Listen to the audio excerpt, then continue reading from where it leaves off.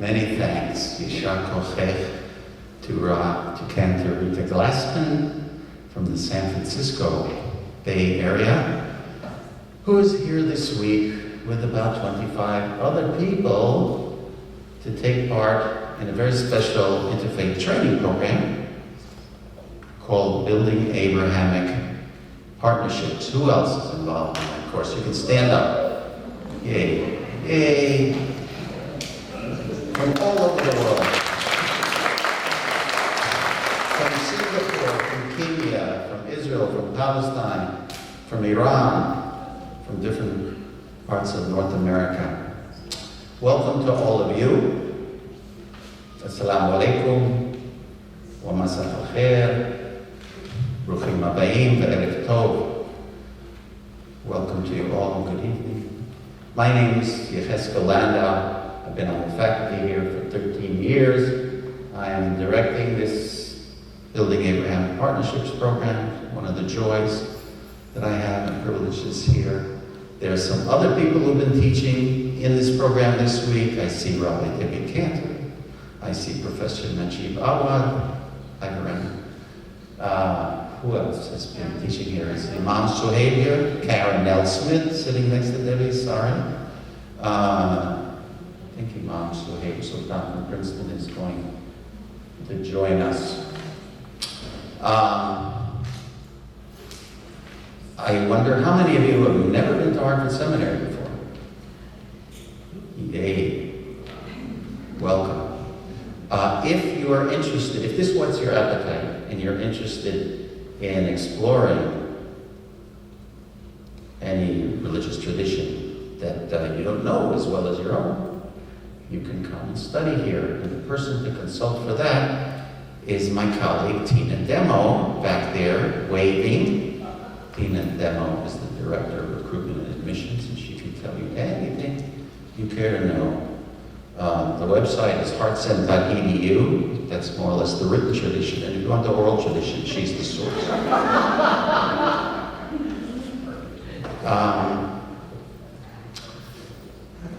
I'm going to introduce my two brothers from Israel and Palestine. Before coming here in 2002, I lived for close to 25 years in Jerusalem and was involved and remained involved in reconciliation work between Jews and Palestinians there and here and around the planet, and we know that conflict spreads negative energy everywhere. And so if we really want to be peace builders and healers in this troubled world that's full of too much violence, hatred, most of it based on misunderstanding, then we need to proactively learn about one another, and that's the whole purpose of this institution and the program that's running this week. So my own involvement since the late 1980s. Well, during the 1980s, I was directing the religious peace movement in Israel called Oz V'Shalom Netivot Shalom, Strength and Peace, Paths of Peace, from the Psalms and from Proverbs, 2 verses brought together. And then in the 1990s until today, I've been involved in a peace center in Ramleh, between Jerusalem and Tel Aviv, called Open House. In Hebrew, Habayit HaPatuach, in Arabic, El Beit HaMaftuach. So you can see the Hebrew and Arabic are so close, I consider them dialects of some original Semitic tongue. So let me introduce Rabbi Hanan and Brother Ali in the ways they have. This is the written tradition I have, so I'm going to go from the oral tradition now back to the written tradition that they passed on to me. Ali Abu Awwad is finishing his book called Painful Hope, which is the title for this evening. He's a leading Palestinian activist, teaching his fellow countrymen and women nonviolent resistance and reaching out to Jewish Israelis at the heart of the conflict. Jailed by Israel during the first Intifada back in '87. For stone throwing and membership in a terrorist cell, he demanded to see his mother, who was also in prison at the time. During the course of a 17-day hunger strike, he learned the tremendous power of nonviolence. Through voracious reading while still in jail, he came under the influence of Mahatma Gandhi, Martin Luther King, and Nelson Mandela. During the second Intifada, which began in September 2000, Ali was shot by an Israeli in a drive-by shooting, was evacuated to Saudi Arabia for medical treatment, and while in the hospital there, he received word that his beloved brother, Yusuf, had been shot and killed by an Israeli soldier at a military checkpoint. It was in the context of the Bereaved Families Forum that brings together people from both sides of the conflict who've lost loved ones, and that's how I first got to know Ali, through that, and he's featured in a wonderful documentary called Counterpoint, and Krista Tippett has had him and Robi Davilan on Speaking of Faith. In that organization, he began to learn how to channel his pain and anger not only into nonviolent resistance, but also into reaching over the chasm dividing Palestinians and Israelis. Ali has toured the world many times over, telling his riveting story of pain, frustration, bereavement, and personal transformation, and we'll have the honor of hearing a version of that story tonight. Rabbi Hanan Schlesinger, whom I've known for close to 40 years. He's an Orthodox rabbi and a teacher, a passionate Zionist settler who's been profoundly transformed by his friendship with Ali. His understanding of the reality of the Middle East conflict and of Zionism has been utterly complicated by the parallel universe that Ali has introduced him to. Originally from New York, Rav Hanan made Aliyah. He immigrated to Israel on his own at the age of 20 and has lived over what's called the Green Line, the armistice line from 49, dividing Israel proper from the Palestinian territories, in the settlement, I'll call it, of Alon Shvut, the town in the Etzion block, Gush Etzion, for over 30 years. His family background is Reform Judaism, but already at the end of high school, he began delving into more observant Judaism. He spent over 10 years learning in Israeli Talmudic seminaries and also studied toward an MA in Jewish philosophy at the Hebrew University. His professional career has been dedicated to teaching Jewish studies in various colleges and seminaries in the Jerusalem area, as well as different frameworks in Texas and Florida. It was in Dallas, Texas, about 7 years ago that he began to become involved in interfaith work, first with Christians, then with Muslims. And there he founded Faiths in Conversation, a framework for Jewish, Christian, Muslim theological dialogue. The mind and heart expanding experience of these trialogues inspired him to attempt to meet Muslims and Christians back in the Holy Land. Although always drawn to pluralism, and deeply empathic for the other, and sporadically involved in the religious peace movement over 3 decades, and that's how we got to work together.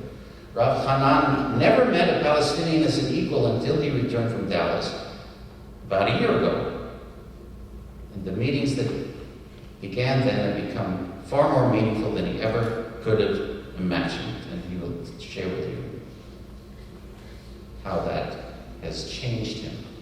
Ali and an Israeli partner, Shaul Yudelman, together with Hanan and other Jewish Israelis and Palestinians, have been involved for the past 9 months in creating a new organization called JUDUR, SHORASHIM, Roots, the Palestinian-Israeli grassroots initiative for understanding nonviolence and transformation on a piece of land owned by Ali's family in the heart of Gush Etzion, in the West Bank, and abutting the Palestinian town of Beit Umar. This location is one of those rare places that both Palestinians and Israelis can access without special government permits, thus facilitating grassroots, unmediated get-togethers and deep conversation between people from the two sides. And soon we'll see a video that shows what happens. Palestinians and Israelis involved in this initiative don't hide the many deep disagreements between them.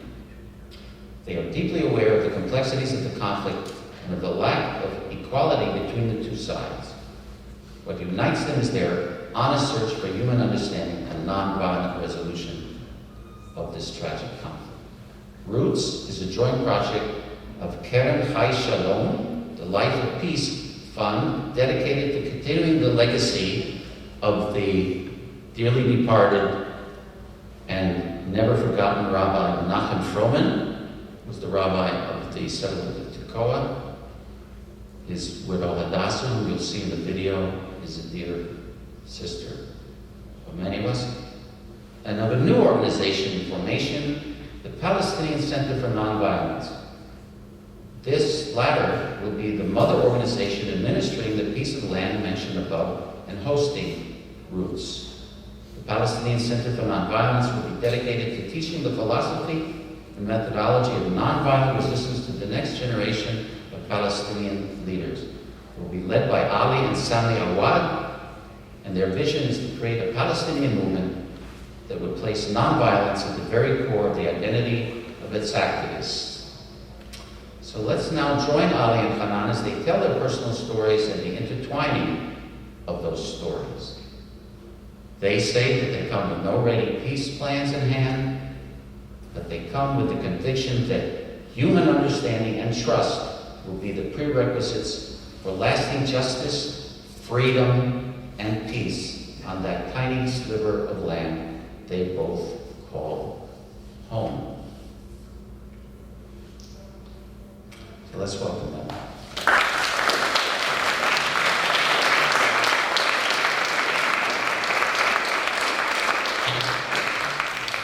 We'll darken the room and we'll show a short video to begin.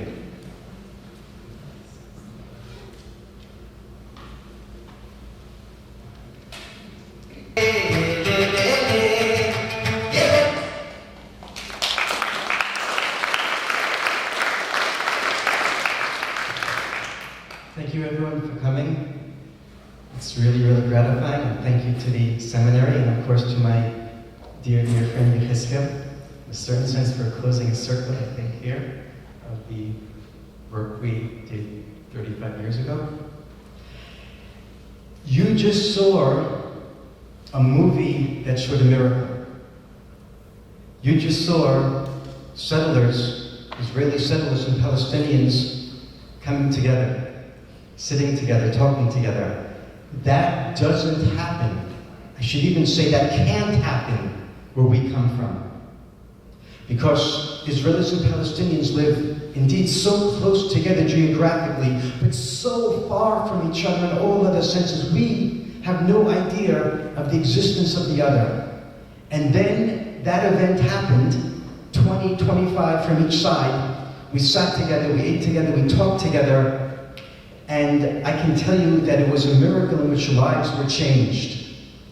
And I can say that with a certainty because my life was changed. That happened about a year and a half ago, and I've never been the same since. It shouldn't have happened that I met Ali. It shouldn't have happened. It couldn't have happened that we became friends and colleagues and began to build together with others a movement together, but it happened.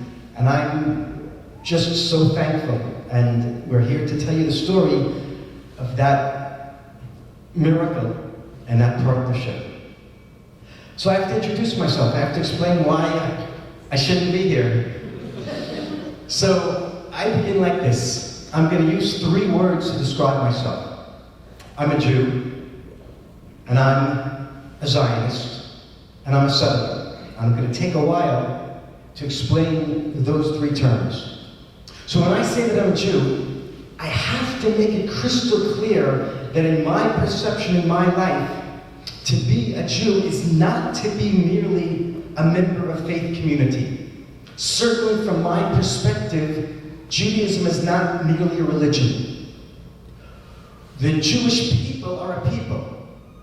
We are the descendants, the biological descendants by and large of Abraham, Isaac, and Jacob. We're going back to the book of Genesis.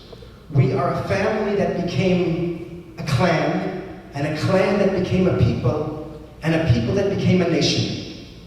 And it's so important for me to try and explain what the book of Genesis says from chapter 12 on. that this family that became a clan, that became a nation, was always meant to be, to live, to exist on a certain piece of real estate. And that piece of real estate, I hope is on the board, it is. From the very beginning, the Jewish people were promised by God the land of Canaan, which we call the land of Israel. We're meant to be a nation on its land. And throughout history, when we have not been on that